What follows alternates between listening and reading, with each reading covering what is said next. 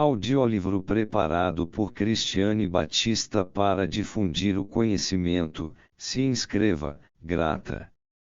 Sobre o início do tratamento, novas recomendações sobre a técnica da psicanálise 1. 1913. Sigmund Freud. Nota do editor inglês.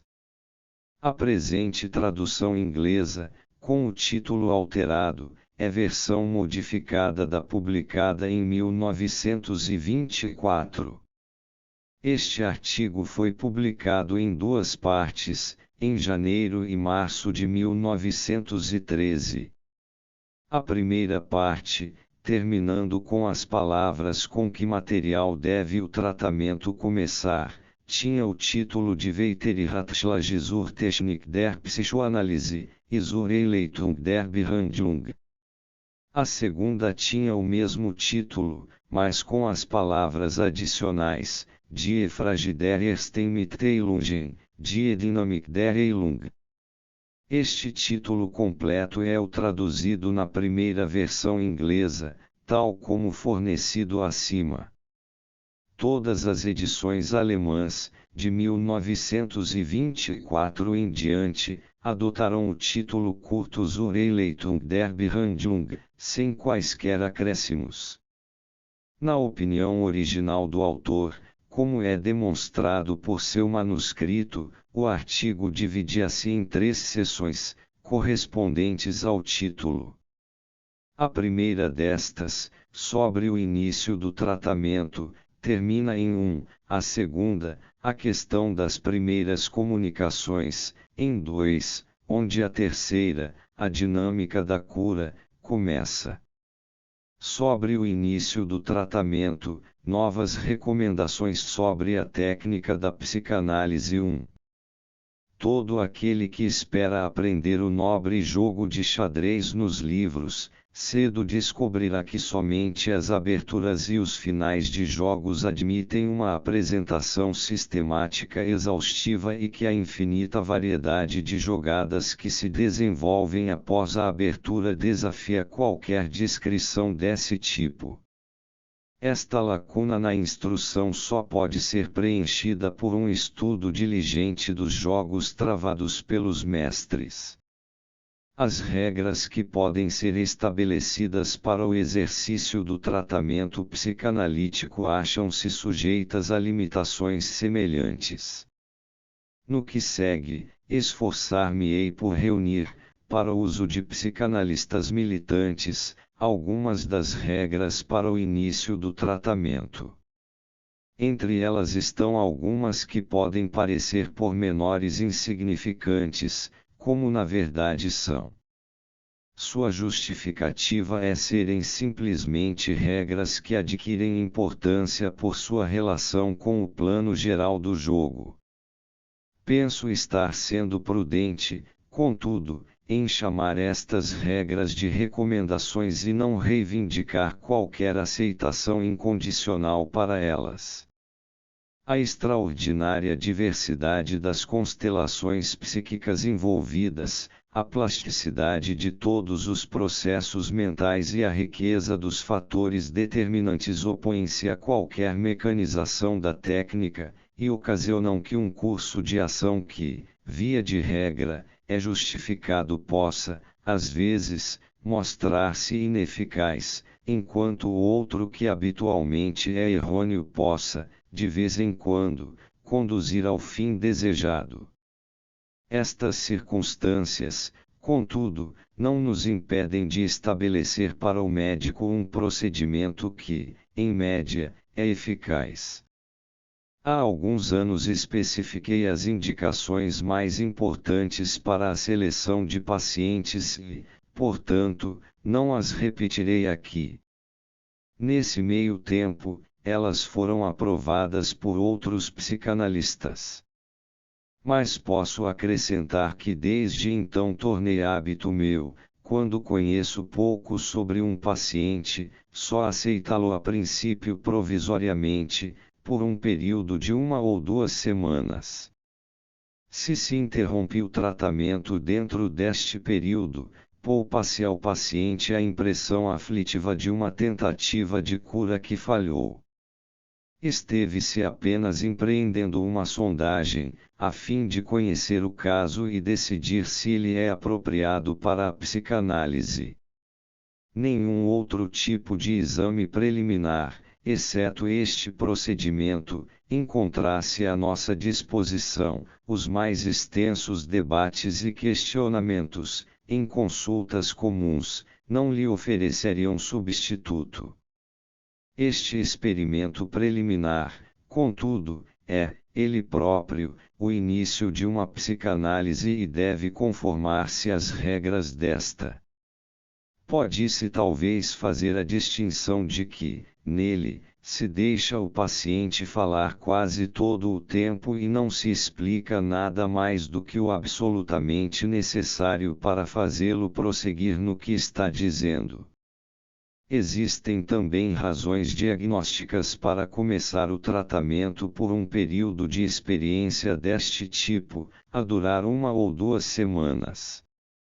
Com bastante frequência, quando se vê uma neurose com sintomas histéricos ou obsessivos, que não é excessivamente acentuada e não existe há muito tempo, isto é, exatamente o tipo de caso que se consideraria apropriado para tratamento, tem-se de levar em conta a possibilidade de que ela possa ser um estádio preliminar do que é conhecido por demência precoce, esquizofrenia, na terminologia de Bleuler, parafrenia, como propus chamá-la, e que, mais cedo ou mais tarde, apresentará um quadro bem pronunciado dessa afecção. Não concordo que seja sempre possível fazer a distinção tão facilmente. Estou ciente de que existem psiquiatras que hesitam com menos frequência em seu diagnóstico diferencial, mas convence-me de que, com a mesma frequência, cometem equívocos. Cometer um equívoco, além disso, é de muito mais gravidade para o psicanalista que para o psiquiatra clínico, como este é chamado, pois o último não está tentando fazer algo que seja de utilidade, seja qual for o tipo de caso. Ele simplesmente corre o risco de cometer um equívoco teórico e seu diagnóstico não tem mais que um interesse acadêmico. No que concerne ao psicanalista, contudo, se o caso é desfavorável, ele cometeu um erro prático, foi responsável por despesas desnecessárias e desacreditou o seu método de tratamento. Ele não pode cumprir sua promessa de cura se o paciente está sofrendo, não de histeria ou neurose obsessiva, mas de parafrenia, e, portanto, tem motivos particularmente fortes para evitar cometer equívocos no diagnóstico. Num tratamento experimental de algumas semanas, ele a miúde observará sinais suspeitos que possam determiná-lo a não levar além a tentativa. Infelizmente, não posso asseverar que uma tentativa deste tipo sempre nos capacite a chegar à decisão certa, trata-se apenas de uma sábia precaução a mais. Longos debates preliminares antes do início do tratamento analítico, tratamento prévio por outro método e também conhecimento anterior entre o médico e o paciente que deve ser analisado, têm consequências desvantajosas especiais, para as quais se tem de estar preparado.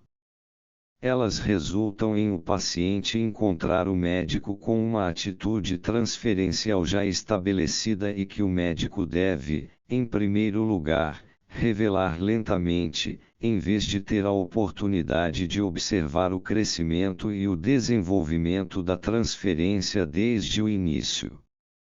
Desta maneira, o paciente obtém sobre nós uma dianteira temporária, que não lhe concederíamos voluntariamente no tratamento. Deve-se desconfiar de todos os pacientes em perspectiva que querem esperar um pouco antes de começar o tratamento. A experiência demonstra que, quando a ocasião combinada chega, eles deixam de aparecer, ainda que o motivo para o atraso, isto é, a racionalização de sua intenção, pareça ao não iniciado acima de qualquer suspeita.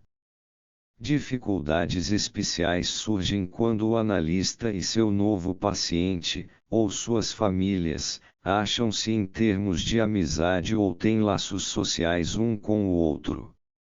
O psicanalista chamado a encarregar-se do tratamento da esposa ou do filho de um amigo deve estar preparado para que isso lhes custe esta amizade, qualquer que seja o resultado do tratamento. Todavia, terá de fazer o sacrifício, se não puder encontrar um substituto merecedor de confiança.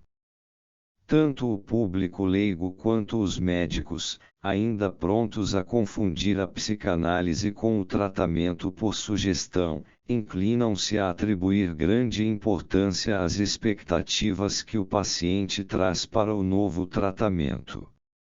A miúde acreditam, no caso de determinado paciente, que não dará muito trabalho, pois tem grande confiança na psicanálise e acha-se plenamente convicto de sua verdade e eficácia, ao passo que, no caso de outro, acham que ele indubitavelmente mostrará ser mais difícil, por ter uma concepção cética, e não acreditará em nada até haver experimentado os resultados bem-sucedidos em sua própria pessoa.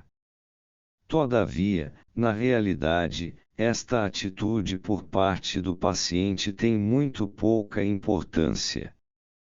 Sua confiança ou desconfiança inicial é quase desprezível, comparada às resistências internas que mantêm a neurose firmemente no lugar. É verdade que a confiança alegre do paciente torna nosso primeiro relacionamento com ele muito agradável, ficamos-lhe gratos por isso, mas advertimos-lo de que sua impressão favorável será destruída pela primeira dificuldade que surgir na análise. Ao cético, dizemos que análise não exige fé, que ele pode ser tão crítico e desconfiado quanto queira e que não encaramos sua atitude de modo algum como sendo efeito de seu julgamento, pois ele não se acha em posição de formar um juízo fidedigno sobre esses assuntos. Sua desconfiança é apenas um sintoma, como os seus outros sintomas, e não constituirá interferência, desde que conscienciosamente execute o que dele requer a regra do tratamento. Ninguém que esteja familiarizado com a natureza da neurose ficará espantado em ouvir que mesmo um homem que é muito bem capaz de realizar uma análise em outras pessoas possa comportar-se como qualquer outro mortal e ser capaz de produzir as mais intensas resistências, assim que ele próprio se torna objeto da investigação analítica. Quando isto acontece, somos mais uma vez relembrados da dimensão da profundidade da mente, e não nos surpreende descobrir que a neurose tem suas raízes em estratos psíquicos nos quais o conhecimento intelectual da análise não penetrou. Pontos de importância no início do tratamento são os acordos quanto a tempo e dinheiro. Com referência ao tempo, atenho-me estritamente ao princípio de ceder uma hora determinada. A cada paciente é atribuída uma hora específica de meu dia de trabalho disponível, pertence a ele que é responsável por ela, mesmo que não faça uso da mesma. Este acordo, que é aceito como natural para professores de música ou idiomas na sociedade, pode talvez parecer rigoroso demais num médico, ou até mesmo indigno de sua profissão. Tender-se-á a indicar os muitos acidentes que podem impedir o paciente de comparecer todos os dias à mesma hora e esperar-se-á que sejam levadas em conta as numerosas indisposições intervenientes que podem ocorrer no decurso de um tratamento analítico prolongado. A minha resposta, porém, nenhuma outra maneira é praticável. Sob regime menos estrito, as faltas ocasionais aumentam de tal forma que o médico vê sua existência material ameaçada, ao passo que, quando o acordo é seguido, acontece que impedimentos acidentais não ocorrem de modo algum, e moléstias intervenientes, apenas de modo muito raro. O analista quase nunca é colocado em posição de desfrutar de uma hora de lazer pela qual é pago e da qual se envergonharia, e pode continuar seu trabalho sem interrupções, sendo-lhe poupada a aflitiva e desconcertante experiência de descobrir que um intervalo pelo qual não se pode culpar está sempre sujeito a acontecer exatamente quando o trabalho promete ser especialmente importante e rico em conteúdo. Nada nos convence tão fortemente da significação do fator psicogênico na vida cotidiana dos homens, da frequência com que se simula doença e da inexistência do acaso, quanto alguns anos de prática da psicanálise segundo o princípio estrito da hora marcada. Em casos de moléstias orgânicas indubitáveis, que, afinal de contas, não podem ser afastadas, pelo fato de o paciente ter interesse psíquico em comparecer, interrompo o tratamento, considero-me no direito de empregar alhures a hora que fica livre e aceito o paciente de volta novamente assim que ele se restabelece e disponho de outra hora vaga. Trabalho com meus pacientes todos os dias, exceto aos domingos e feriados oficiais, isto é, geralmente 6 dias por semana. Para casos leves ou continuação de um tratamento que já se acha bem avançado, 3 dias por semana bastarão. Quaisquer restrições de tempo além destas não trazem vantagem, quer para o médico quer para o paciente, e, no início de uma análise, se chama inteiramente fora de questão. Mesmo interrupções breves têm efeito ligeiramente obscurecedor sobre o trabalho. Costumávamos falar, por brincadeira, da crosta da segunda-feira, quando retomamos o trabalho, após o descanso dominical. Quando as horas de trabalho são menos frequentes, há o risco de não se poder manter o passo com a vida real do paciente e de o tratamento perder contato com o presente e ser forçado a utilizar atalhos. Ocasionalmente, também, deparamos com pacientes a quem se tem de conhecer mais que o tempo médio de 1 hora por dia, porque a maior parte de 1 hora já se passou antes que comecem a se abrir e a se tornarem comunicativos. Uma pergunta importuna que o paciente faz ao médico, no início, é: quanto tempo durará o tratamento? De quanto tempo o senhor precisará para aliviar-me de meu problema? Se se propôs um tratamento experimental de algumas semanas, pode-se evitar fornecer resposta direta a esta pergunta, prometendo-se fazer um pronunciamento mais fidedigno ao final do período de prova. Nossa resposta assemelha-se à resposta dada pelo filósofo ao caminhante, na fábula de Êxopo. Quando o caminhante perguntou quanto tempo teria de jornada, o filósofo simplesmente respondeu: caminha. E justificou sua resposta aparentemente inútil, com o pretexto de que precisava saber a amplitude do passo do caminhante antes de lhe poder dizer quanto tempo a viagem duraria. Este expediente auxilia-nos a superar as primeiras dificuldades, mas a comparação não é boa, pois o neurótico pode facilmente alterar o passo e, às vezes, fazer apenas progresso muito lento. Na verdade, a pergunta relativa à duração provável de um tratamento é quase irrespondível. Como resultado conjunto de falta de compreensão interna, insight, por parte dos pacientes e falta de engenhosidade por parte dos médicos, espera-se que a análise atenda às exigências mais ilimitadas, e isso no tempo mais curto. Permitam-me, como exemplo, fornecer alguns pormenores de uma carta que recebi, há alguns dias, de uma senhora da Rússia. Ela conta 53 anos de idade, sua doença começou há 23 anos e, durante os últimos 10 anos, não pôde mais fazer qualquer trabalho continuado. O tratamento em várias instituições para casos nervosos não conseguiu tornar-lhe possível uma vida ativa. Ela espera ser completamente curada pela psicanálise, sobre a qual leu, mas sua enfermidade já custou à família tanto dinheiro que ela não pode conseguir vir a Viena por mais de 6 semanas ou 2 meses.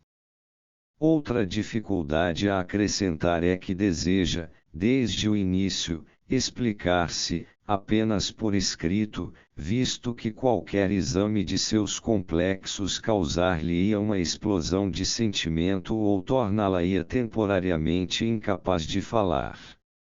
Ninguém espera que um homem levante uma pesada mesa com 2 dedos, como se fosse uma leve banqueta, ou construa uma grande casa no tempo que levaria para levantar uma cabana de madeira, mas assim que se trata de uma questão de neuroses, que não parecem, até agora haver encontrado lugar apropriado no pensamento humano, mesmo pessoas inteligentes esquecem que uma proporção necessária tem de ser observada entre tempo, trabalho e sucesso.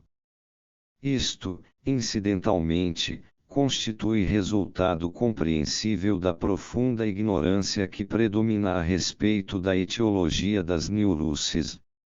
Graças a esta ignorância, a neurose é encarada como uma espécie de donzela vinda de longe. Ninguém sabia de onde ela viera, de maneira que esperavam que um dia desapareceria. Os médicos emprestam apoio a estas vãs esperanças. Mesmo os bem informados dentre eles deixam de avaliar corretamente a gravidade das perturbações nervosas.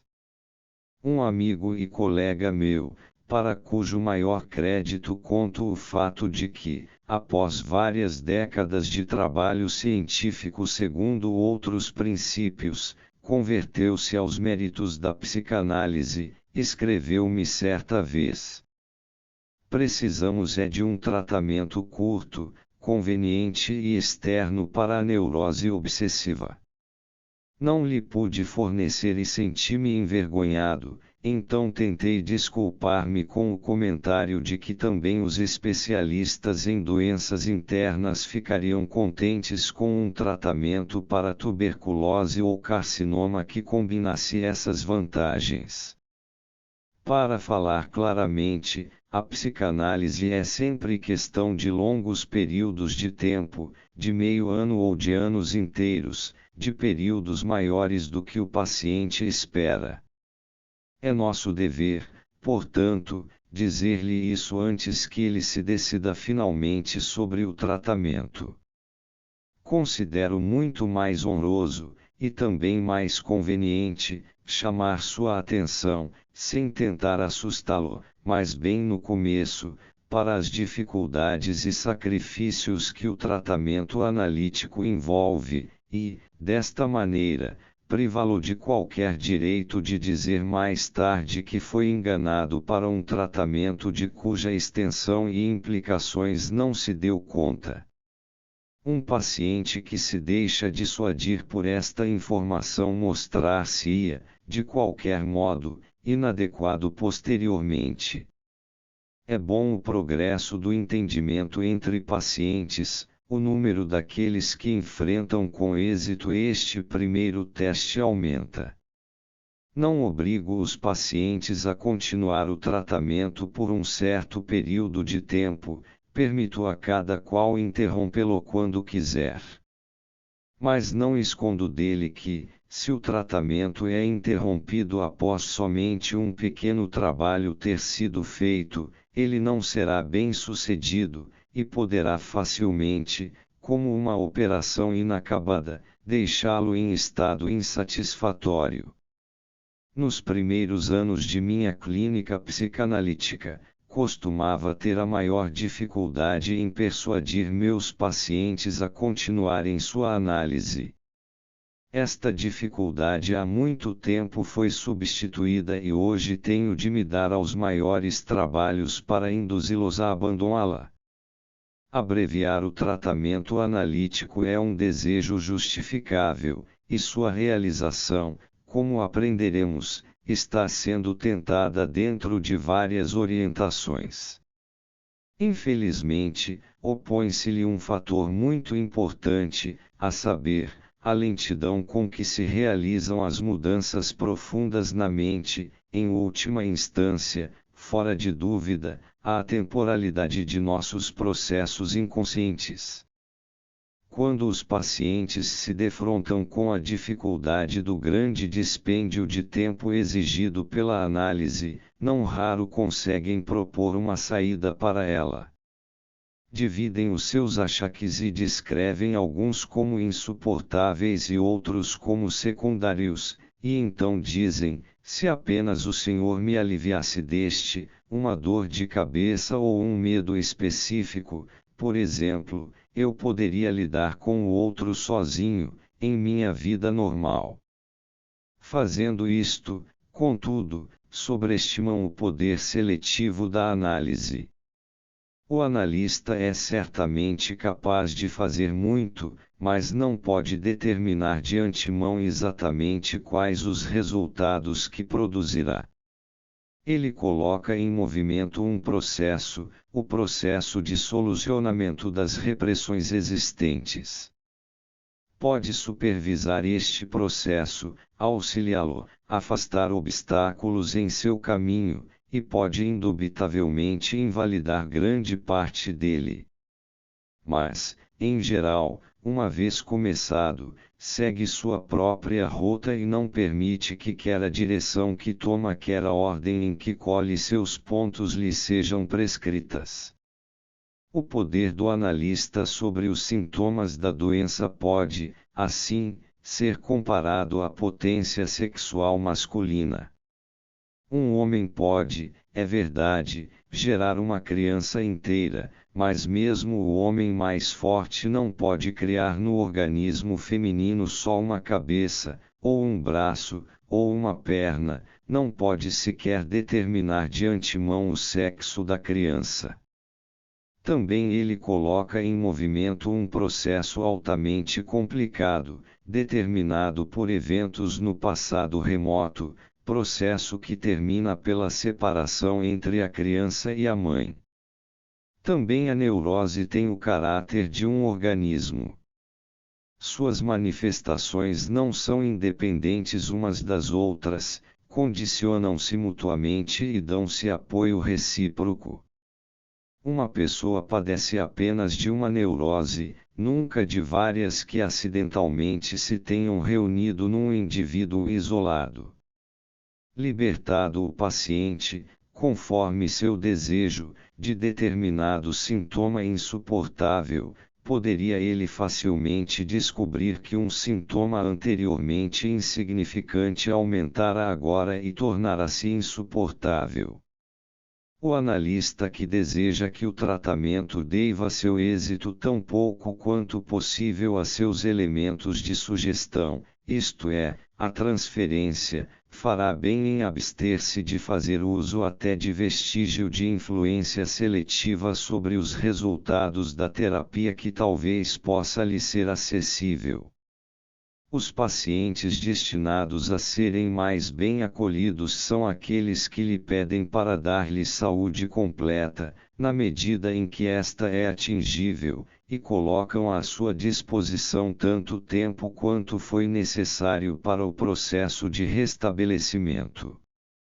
Condições favoráveis como estas, é natural, devem ser esperadas apenas em alguns casos. O próximo ponto a ser decidido no início do tratamento é o do dinheiro, dos honorários do médico. Um analista não discute que o dinheiro deve ser considerado, em primeira instância, como meio de autopreservação e de obtenção de poder, mas sustenta que, ao lado disto, poderosos fatores sexuais acham-se envolvidos no valor que lhe é atribuído. Ele pode indicar que as questões de dinheiro são tratadas pelas pessoas civilizadas da mesma maneira que as questões sexuais, com a mesma incoerência, pudor de hipocrisia. O analista, portanto, está determinado desde o princípio a não concordar com esta atitude, mas, em seus negócios com os pacientes, a tratar de assuntos de dinheiro com a mesma franqueza natural com que deseja educá-los nas questões relativas à vida sexual. Demonstra-lhes que ele próprio rejeitou uma falsa vergonha sobre esses assuntos, ao dizer-lhes voluntariamente o preço em que avalia seu tempo.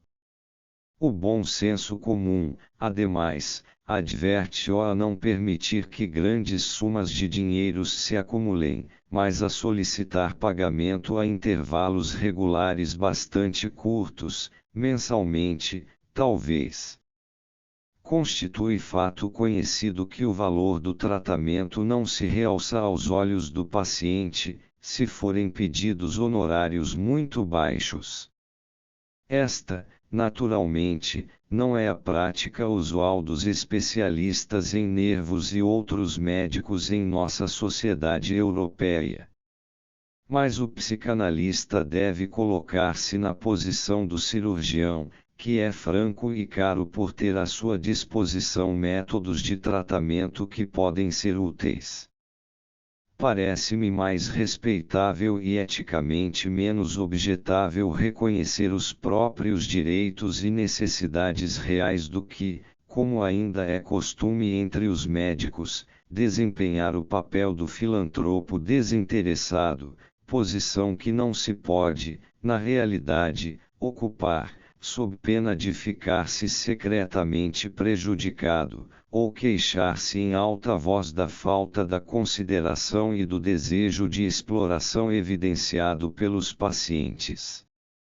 Ao fixar os honorários, o analista deve também considerar o fato de que, por mais que trabalhe, nunca poderá ganhar tanto quanto outros especialistas médicos. Pela mesma razão, deve também abster-se de fornecer tratamento gratuito e não fazer exceções em favor de colegas ou suas famílias.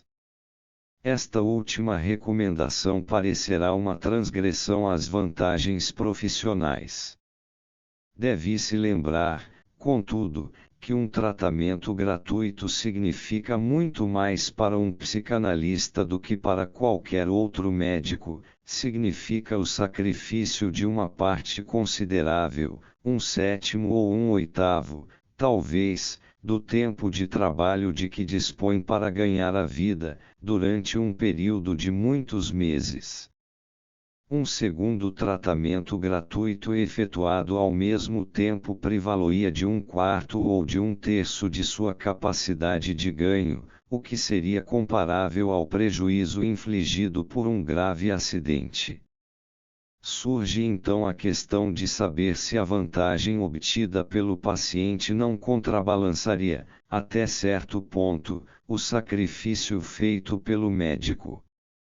Posso aventurar-me a formar julgamentos sobre isto, visto que, durante 10 anos ou mais separei, 1 hora por dia, e às vezes 2, para tratamentos gratuitos, porque desejaria, a fim de penetrar nas neuroses, trabalhar frente a tão pouca resistência quanto possível. As vantagens que busquei por este meio não aparecerão. O tratamento gratuito aumenta enormemente algumas das resistências do neurótico, em moças, por exemplo, a tentação inerente à sua relação transferencial, e, em moços, sua oposição à obrigação de se sentirem gratos, oposição oriunda de seu complexo paterno e que apresenta um dos mais perturbadores obstáculos à aceitação de auxílio médico. A ausência do efeito regulador oferecido pelo pagamento de honorários ao médico torna-se, ela própria, muito penosamente sentida. Todo o relacionamento é afastado do mundo real e o paciente é privado de um forte motivo para esforçar-se por dar fim ao tratamento. Pode-se estar muito longe da visão ascética do dinheiro como sendo uma maldição e ainda lamentar que a terapia analítica seja quase inacessível às pessoas pobres, tanto por razões externas quanto internas. Pouco se pode fazer para remediar isto. Talvez haja verdade na crença disseminada de que aqueles que são forçados, pela necessidade, a uma vida de árdua labuta são menos facilmente dominados pela neurose. Por outro lado, porém, a experiência demonstra, sem qualquer dúvida, que quando um homem pobre produz uma neurose, só com dificuldade permite ser livrado dela. Ela lhe presta ótimo serviço na luta pela existência. O livro secundário da doença, que ela lhe traz, é demasiadamente importante. Ele agora reivindica, por direito de sua neurose, a piedade que o mundo lhe recusou à aplicação material, e pode então eximir-se da obrigação de combater sua pobreza por meio do trabalho. Todo aquele, portanto, que teme tratar da neurose de uma pessoa pobre pela psicoterapia, geralmente descobre que o que é aqui exigido dele é uma terapia prática do tipo muito diferente, o tipo que, segundo nossa tradição local, costumava ser dispensado pelo imperador José II. Ocasionalmente, é natural, deparamos com pessoas merecedoras que se acham desamparadas sem culpa alguma de sua parte, nas quais o tratamento não remunerado não se defronta com nenhum dos obstáculos mencionados e conduz a excelentes resultados. No que concerne às classes médias, a despesa envolvida na psicanálise é excessiva apenas na aparência.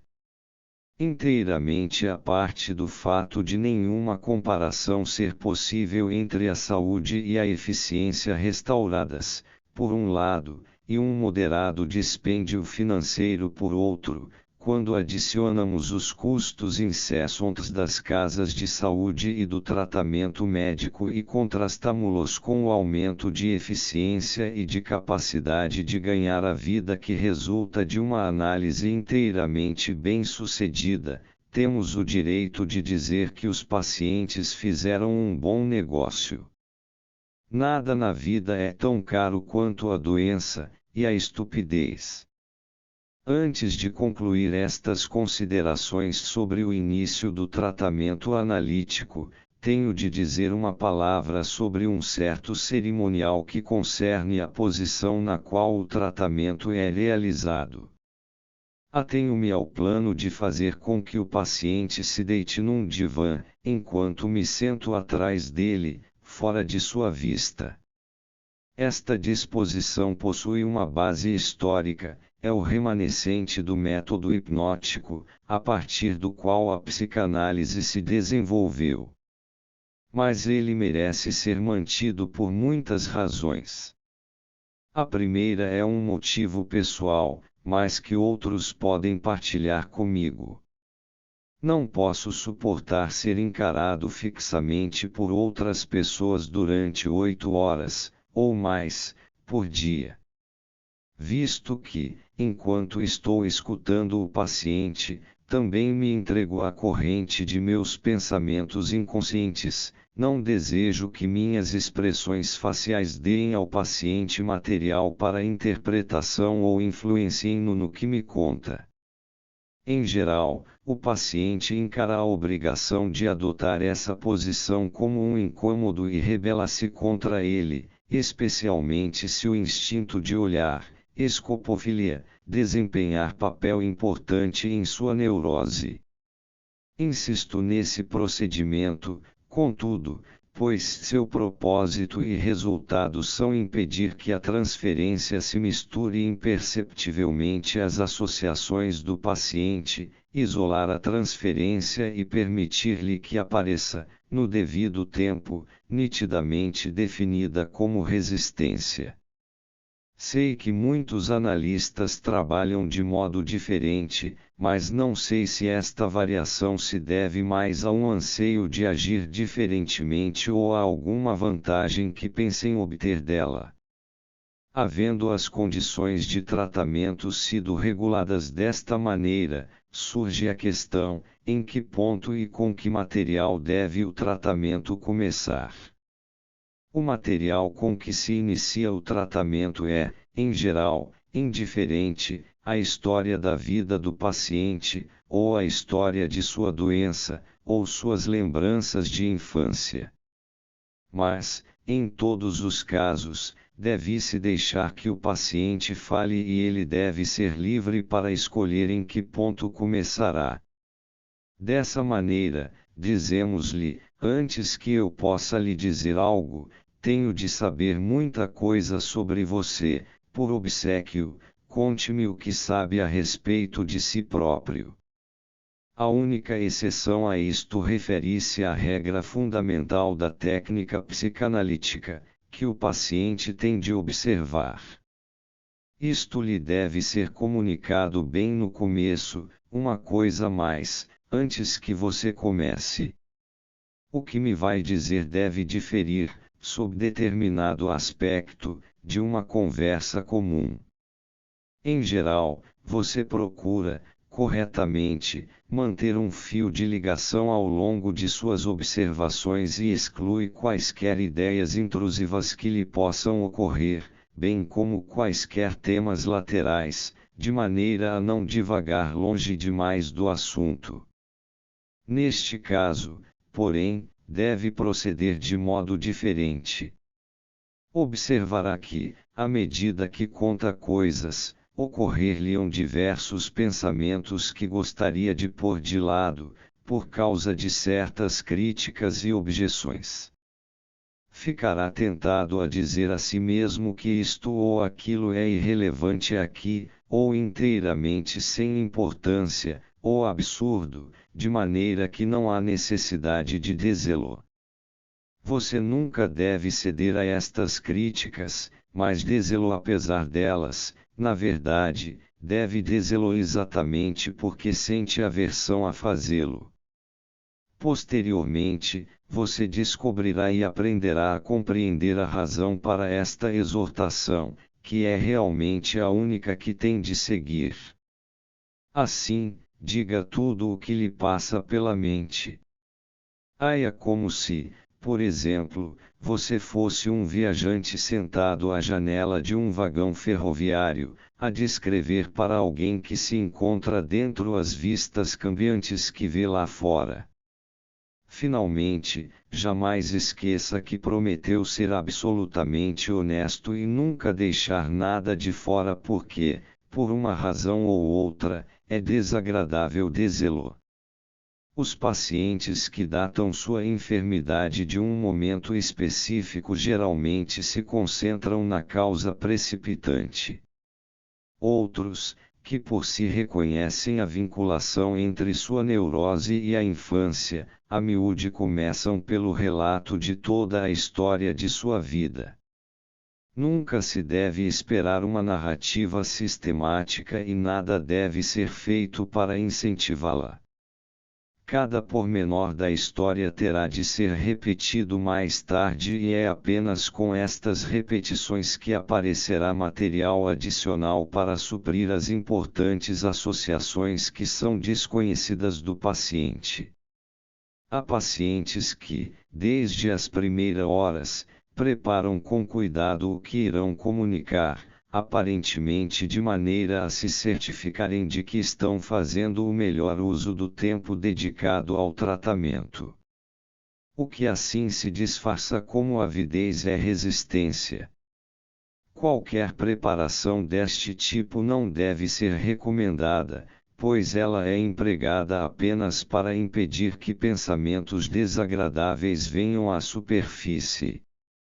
Por mais sinceramente que o paciente possa acreditar em suas excelentes intenções, a resistência desempenhará seu papel neste método deliberado de preparação e providenciará para que o material mais valioso escape à comunicação.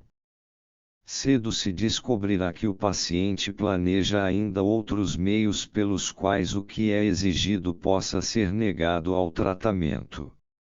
Ele pode distribuir o tratamento todo o dia com um amigo íntimo, e trazer a este debate todos os pensamentos que deveriam apresentar-se na presença do médico.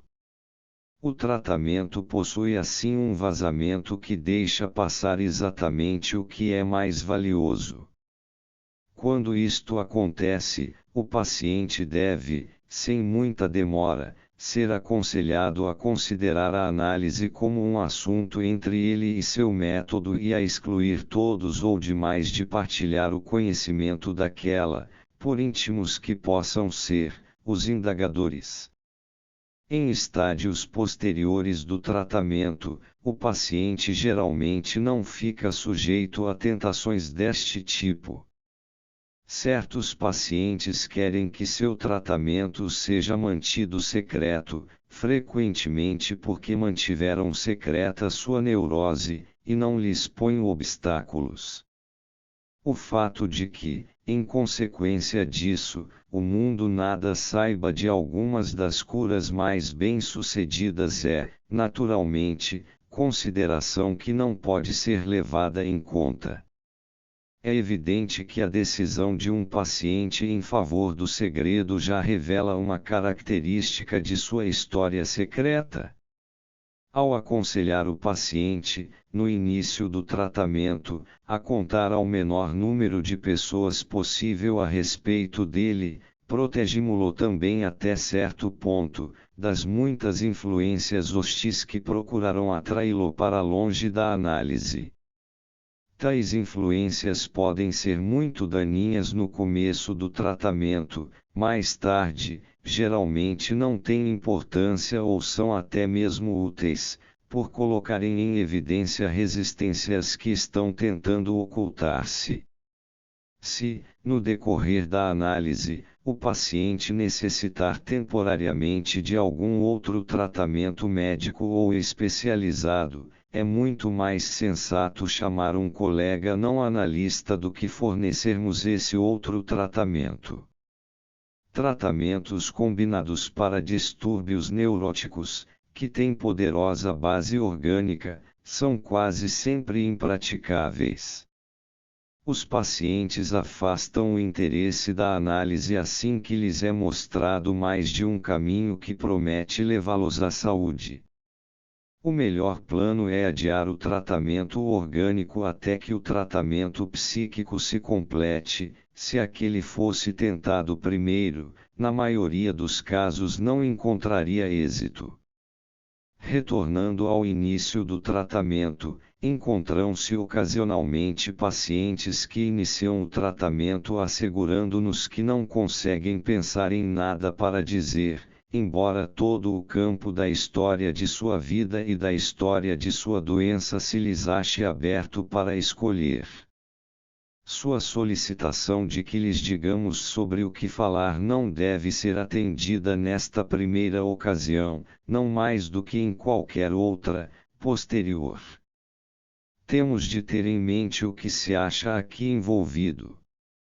Uma forte resistência adiantou-se, a fim de defender a neurose, temos de aceitar o desafio, então e aí, e enfrentá-la.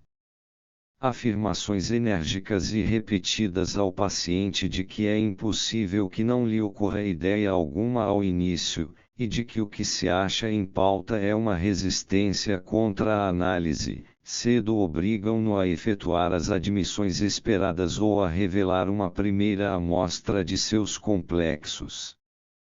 É mau sinal ele confessar que, enquanto escutava a regra fundamental de análise, fez a reserva mental de que, não obstante, guardaria isto ou aquilo para si. Já não é tão sério se tudo o que tem a nos dizer é quão desconfiado se acha da análise ou das coisas horripilantes que ouviu a respeito dela. Se negar essas e outras possibilidades semelhantes, quando lhe são apresentadas, pode ser levado, por nossa insistência, a reconhecer que todavia desprezou certos pensamentos que lhe ocupavam a mente. Pensara no tratamento em si, embora nada de definido a seu respeito, ou estivera ocupado com a aparência da sala em que estava, ou não pudera deixar de pensar nos objetos do consultório e no fato de lá se achar deitado num divã, tudo que substituíra pela palavra nada. Estas indicações são bastante inteligíveis. Tudo que é relacionado com a situação atual representa uma transferência para o médico, que se mostra apropriada para servir como uma primeira resistência.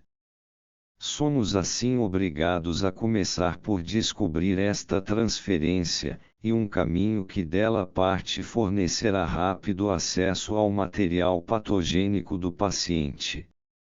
Mulheres que estão preparadas, por acontecimentos em sua história passada, para serem submetidas à agressão sexual, e homens com homossexualismo reprimido excessivamente forte são os mais aptas a reterem desta maneira as ideias que lhes ocorrem no início da análise. Os primeiros sintomas ou ações fortuitas do paciente, tal como sua primeira resistência, podem possuir interesse especial e revelar um complexo que dirige sua neurose. Um arguto e jovem filósofo, com delicada sensibilidade estética, apressar-se a endireitar os vicos das calças antes de deitar-se para a sua primeira hora, está se revelando como um escoprófilo do mais alto requinte, o que era de se esperar do recente esteta. Uma moça, na mesma conjuntura, apressadamente puxará a barra da saia sobre os tornozelos expostos, assim procedendo, está revelando a essência do que sua análise mais tarde demonstrará, um orgulho narcísico de sua beleza física e inclinações ao exibicionismo. Um número particularmente grande de pacientes não gosta de que lhes seja pedido para deitar, enquanto o médico se senta atrás dele, fora de sua vista. Pedem que lhe seja concedido passar o tratamento em alguma outra posição, na maioria dos casos por estarem ansiosos por não serem privados da visão do médico. A permissão é geralmente recusada, mas não se pode impedi-los de darem um jeito de dizer algumas frases antes do início da sessão real ou após ter se indicado que ela terminou e eles terem se levantado do divã. Deste modo, dividem o tratamento, no seu ponto de vista, em uma parte oficial, na qual se comportam principalmente de maneira muito inibida, e em uma parte informal e amistosa na qual falam realmente de modo livre e dizem toda espécie de coisas que eles próprios não encaram como fazendo parte do tratamento. O médico não aceita esta divisão por muito tempo. Toma nota do que é dito antes ou depois da sessão e apresenta na primeira oportunidade, derrubando assim a divisão que o paciente tentou erguer. Esta divisão, mais uma vez, terá sido formada a partir do material de uma resistência transferencial. Enquanto as comunicações e ideias do paciente fluírem sem qualquer obstrução, o tema da transferência não deve ser aflorado. Deve-se esperar até que a transferência, que é o mais delicado de todos os procedimentos, tenha se tornado uma resistência. A outra pergunta com que nos defrontamos levanta uma questão de princípio. É ela: quando devemos começar a fazer nossas comunicações ao paciente? Qual é o momento para revelar-lhe o significado oculto das ideias que lhe ocorrem, e para iniciá-los nos postulados e procedimentos técnicos da análise? A resposta a isto só pode ser, somente após uma transferência eficaz ter se estabelecido no paciente, um rapport apropriado com ele. Permanece sendo o primeiro objetivo do tratamento ligar o paciente a ele e à pessoa do médico. Para assegurar isto, nada precisa ser feito, exceto conceder-lhe tempo. Se demonstra um interesse sério nele, se cuidadosamente se dissipam as resistências que vêm à tona no início e se evita cometer certos equívocos, o paciente por si próprio fará essa ligação e vinculará o médico a uma das imagens das pessoas por quem estava acostumado a ser tratado com afeição. É certamente possível sermos privados deste primeiro sucesso se, desde o início, assumirmos outro ponto de vista que não o da compreensão simpática, tal como um ponto de vista moralizador, ou se nos comportarmos como representantes ou advogados da parte litigante, o outro cônjuge, por exemplo. Esta resposta, naturalmente, implica uma condenação de qualquer linha de conduta que nos levasse a dar ao paciente uma tradução de seus sintomas assim que nós próprios a adivinhássemos, ou mesmo a considerar triunfo especial lançar-lhe essas soluções ao rosto na primeira entrevista. Não é difícil para um analista treinado ler claramente os desejos secretos do paciente nas entrelinhas de suas queixas e da história de sua doença, mas quanta vaidade e falta de reflexão deve possuir aquele que, com o mais breve conhecimento, pode informar a um estranho, inteiramente ignorante de todos os princípios da análise, que ele se acha ligado à mãe por laços incestuosos, que abriga desejos de morte da esposa, a quem parece amar, que oculta uma intenção de trair seu superior, e assim por diante. Ouvi dizer que há analistas que se vangloriam destes tipos de diagnósticos relâmpago e tratamentos expressos, mas tenho de prevenir a todos contra seguir tais exemplos. Um comportamento deste tipo desacreditará completamente a nós e ao tratamento aos olhos do paciente e nele despertará a mais violenta oposição, tenha o nosso palpite sido verdadeiro ou não. Na verdade, quanto mais verdadeiro for, mais violenta será a resistência. Via de regra, o efeito terapêutico será nenhum, mas o desencorajamento do paciente quanto à análise será definitivo. Mesmo nos estádios posteriores da análise, tem-se de ter cuidado em não fornecer ao paciente a solução de um sintoma ou a tradução de um desejo até que ele esteja tão próximo delas que só tenha de dar mais um passo para conseguir a explicação por si próprio. Em anos anteriores, com frequência tive ocasião de descobrir que a comunicação prematura de uma solução punha ao tratamento um fim intempestivo, devido não apenas às resistências que assim subitamente despertava, mas também ao alívio que a solução trazia consigo. Neste ponto, porém, levantar-se-á uma objeção. Será então nossa tarefa alongar o tratamento e não, pelo contrário, lhe dar fim tão rapidamente quanto possível.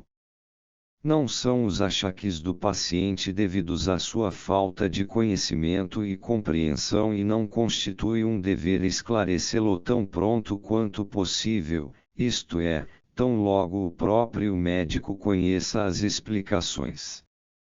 A resposta a esta pergunta exige uma breve digressão sobre o significado de conhecimento e o mecanismo de cura na análise. É verdade que nos primórdios da técnica analítica assumíamos uma visão intelectualista da situação. Dávamos alto valor ao conhecimento, pelo paciente, do que havia esquecido, e nisto mal fazíamos distinção entre o nosso conhecimento e o dele. Pensávamos ser uma verdadeira sorte se poderíamos obter informações sobre um esquecido trauma infantil a partir de outras fontes, dos pais, babás ou do próprio sedutor, por exemplo, como em alguns casos foi possível fazer, e apressávamos-nos a transmitir a informação e as provas de sua exatidão ao paciente, na expectativa certa de assim dar um fim rápido à neurose e ao tratamento. Era um sério desapontamento quando o sucesso esperado não vinha. Como era possível que o paciente, que agora sabia a respeito de sua experiência traumática, todavia se comportasse ainda como se sobre ela não soubesse mais do que antes? Na verdade, contar e descrever-lhe o trauma reprimido nem mesmo resultava em que alguma recordação dele lhe viesse à mente. Em um caso específico, a mãe de uma moça histérica confidenciou-me a experiência homossexual que contribuíra grandemente para a fixação das crises da moça.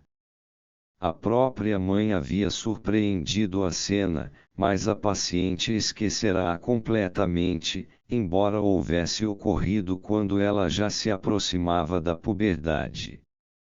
Pude então efetuar uma observação muito instrutiva. Cada vez que eu repetia à moça a história da mãe, ela reagia com uma crise histérica após a qual esquecia mais uma vez a história.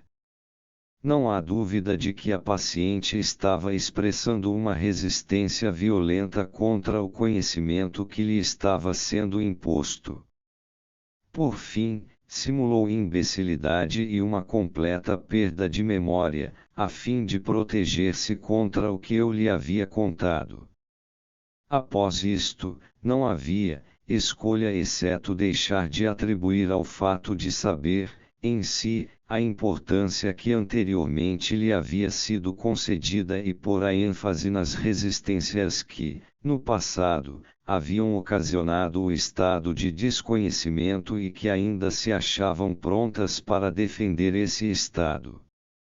O conhecimento consciente, mesmo quando não era subsequentemente expulso outra vez, era impotente contra essas resistências.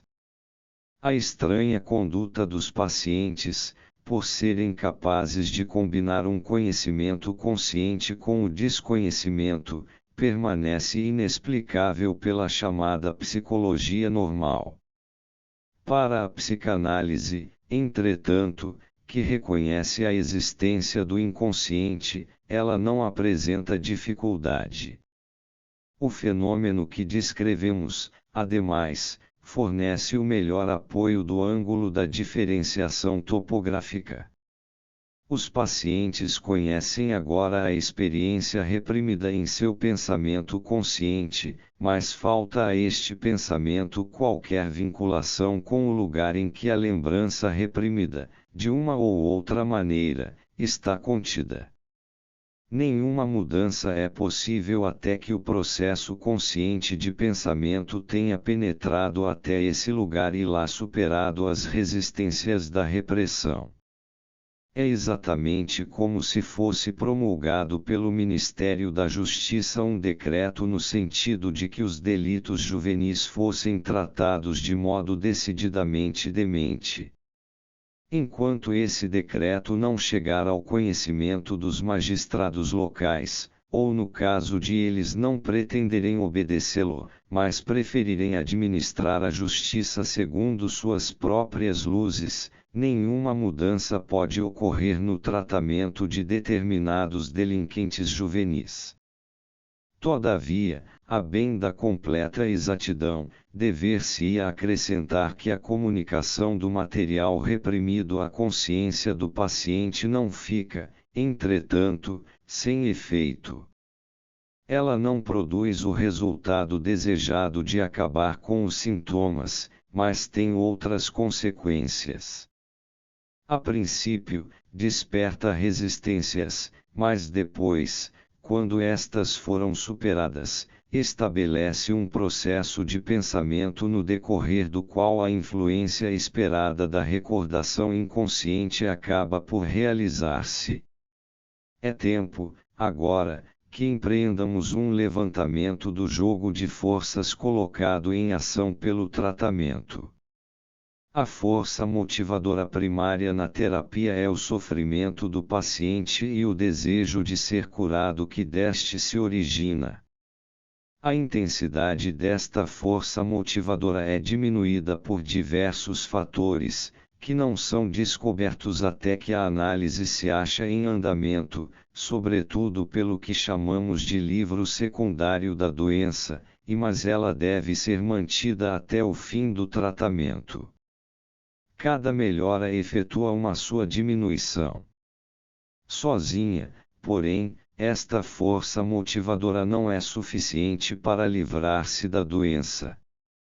Duas coisas lhe faltam para isto: não sabe que caminhos seguir para chegar a esse fim e não possui a necessária cota da energia para se opor às resistências. O tratamento analítico ajuda a remediar ambas as deficiências. Fornece as quantidades de energia necessárias para superar as resistências, pela mobilização das energias que estão prontas para a transferência, e, dando ao paciente informações no momento correto, mostra-lhe os caminhos ao longo dos quais deve dirigir essas energias.